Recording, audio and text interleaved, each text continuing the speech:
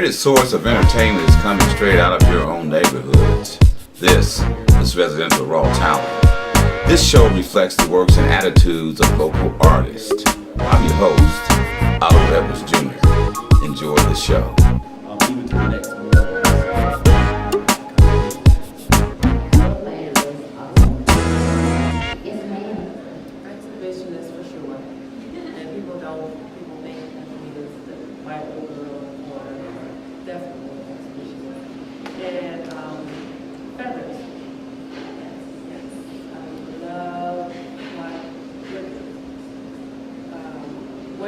Other person that I love feathers, which like just almost like a soft shirt with the whole body with feathers. Nice. I like it. What makes it last longer? I mean, the pleasure. I mean, people are turning to the Viagra and all these different things, and guys are trying to stay longer. What could enhance that? What could they do to make it last longer naturally? So just the men. For the men to last longer, foreplay is important. Usually the more sensual the foreplay and the longer the foreplay can help a man last longer. A man can learn his sexual phases in his sexual responses. Like, we have different phases of sex. You know, we have the excitement, and we have, the plateau phase, and the orgasm phase, the refractory phase. It's important for you to know your sexual responses and know when you are about to orgasm or when you are about to finish, and knowing that will help you to stop. And there's deep breathing exercises, there are masturbation exercises that I teach men to help. Even just deep breathing can help a man to last longer and help take some of that sexual tension from focusing on his penis and release it to the rest of his body. So it's really just about releasing that sexual tension and relaxing and allowing his excitement to decrease so that he doesn't go ahead and have that orgasm. You gotta love the stranger. If I do have couples in here tonight, role-playing is definitely something that you should do. You can cheat on each other with each other. When you are with someone day in and day out and you're trying to be with them for the rest of your life, of course, stepping into another character is going to be something that benefits you. Because, even though you like chicken, you might not want chicken every day, and your partner can go ahead and spice himself up, to maybe look like a pork chop. And, you have a different meal, or some fish. But, like he said, being a completely different person, ladies putting on a wig, having on an accent, completely different outfit, something that you wouldn't normally wear. Just completely turning yourself into a different person. So yeah, I really love that. Exhibitionism is quite sexy, to have people watching you have sex. But when you want to explore your fetish, if you happen to have a fetish that is somewhat unhealthy and unclean, if you do have a feces fetish, and enjoy scat play, I can help you to enjoy that particular fetish in a cleaner, healthier way. So if that is something that you do have, please contact me, Nikki Ransom@gmail.com. I will help you with that. But if it's just like a regular, fetish, spanking, the BDSM, holding, foot fetish, anything like that. If it's something that's new to you, the best thing to do is to educate yourself on it first. Educate yourself on, the foot fetish, what it may mean. Watch videos on, something else that you may be interested in, if you do have a urine fetish, or anything like that. But education is key, and then the education is going to help you feel better about how you are feeling, and it's also going to help you to feel more comfortable with that fetish and with that act for when it's time for you to incorporate it into your sex life with your partner. And then if you do have a fetish, share it with your partner.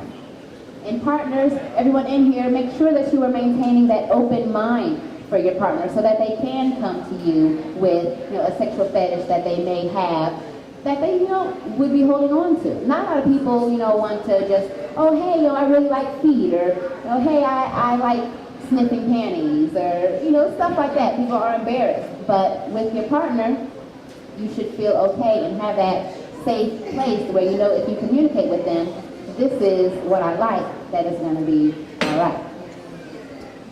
So I have a friend that came in to discuss some sexual experiences. So I want to thank Miss Latasha for coming and hand the mic to her so we can hear from a real person, a wonderful young lady, about her experience and what she thinks about it. Hi everyone, my name is Latasha. I'm here to talk about my experiences at the Swingers Club. There's a couple clubs here in Columbus, and I just went mainly out of curiosity. I don't really think I consider myself a swinger, but I do consider myself nosy and curious. So a group that I know of on Facebook. So I went, and I tell you, I sat in the parking lot for about 35 minutes on Facebook, and I'm just posting like, oh my God, should I go in? Because when I got there, everyone was going in as couples, and I have a impulsive streak, so I went by myself. But I was Facebooking a person I was also coming. We were ready to go, so I'm like, okay. I'm like, what should I wear? Never ask a man what you should wear to a swingers club. No. So he goes, well, wear something sexy and don't wear any panties. Okay? So I'm like, okay, well, whatever. What the hell? I only live once. So I put on the little butt hats and heels and no panties. Right? So I go in after my 35 minutes. I'm waiting for him to get there and working up enough courage to walk inside. I go inside, and I thought it was going to be like some ratchet place. Back alley, something or other. I don't know, a nightmare. I don't know. It wasn't. If you've been to Princeton, you know it's nice. Is that what you're saying? All right, guys. Okay, so if you've been to Princeton, you know it's nice. Inside, people were pretty friendly. I went upstairs. First thing I see is three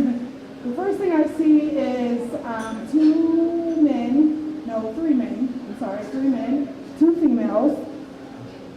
And the one female was multi-talented. She was getting head and getting doggy style. And I watched because it's live porn, right? Live porn. So I like porn. How many people like porn? That's it? Just one?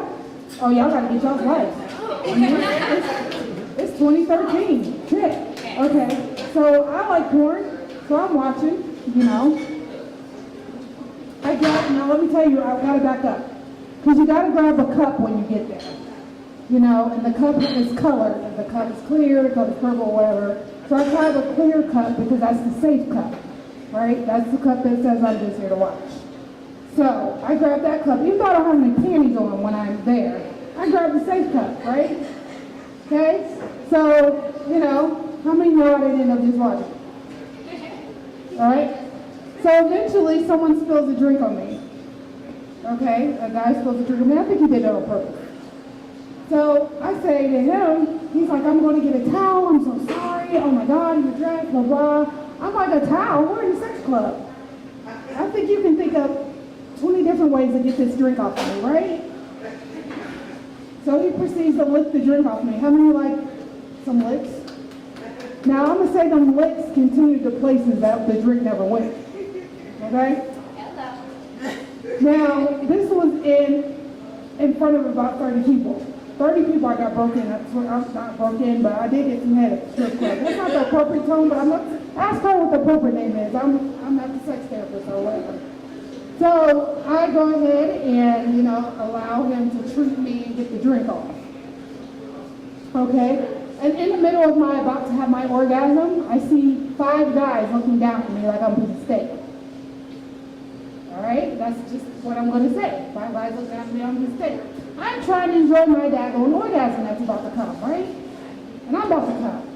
Shit, and we're all going to be happy in a minute because I'm going to come and it's going to be great. But then I realize in that moment, I'm not an exhibitionist. Not yet, right? Not yet. I haven't got there yet.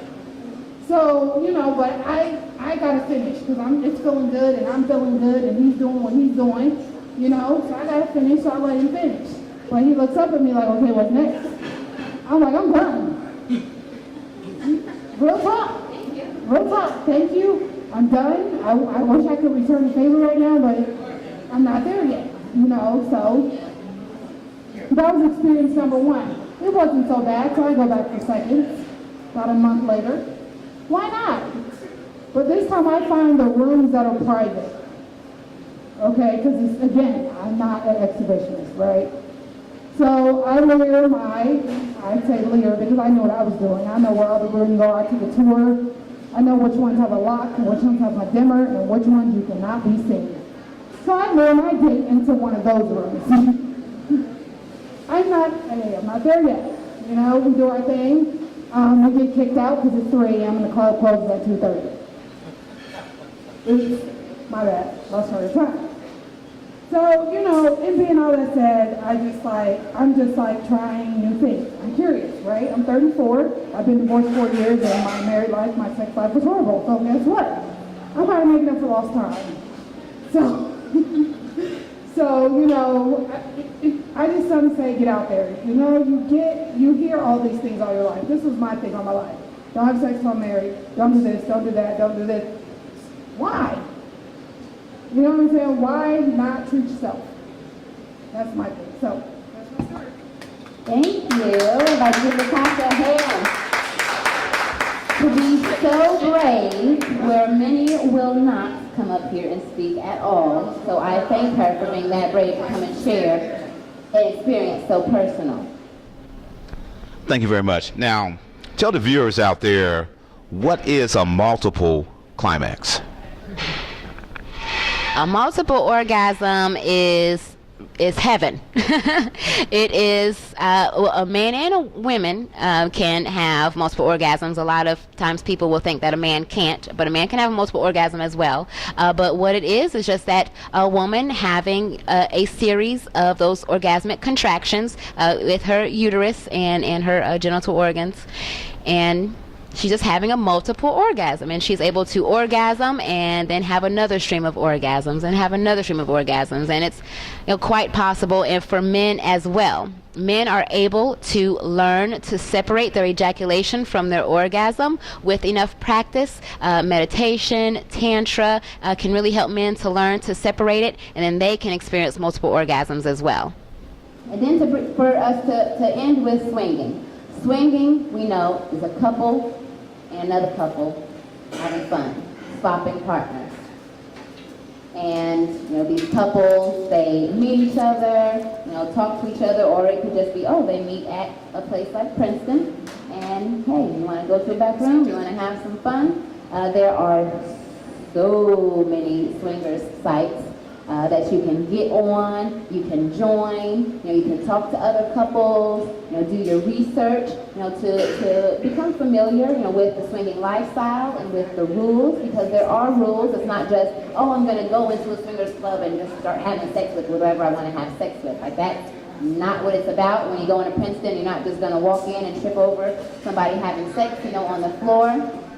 I'm here with Alfred, the husband of Nikki. RRT is meant to be a door to new and upcoming talent and a vehicle for existing talent.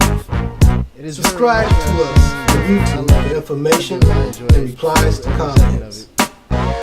This is Galen Thomas. Adam, thank you for watching. We hope that you enjoyed this edition.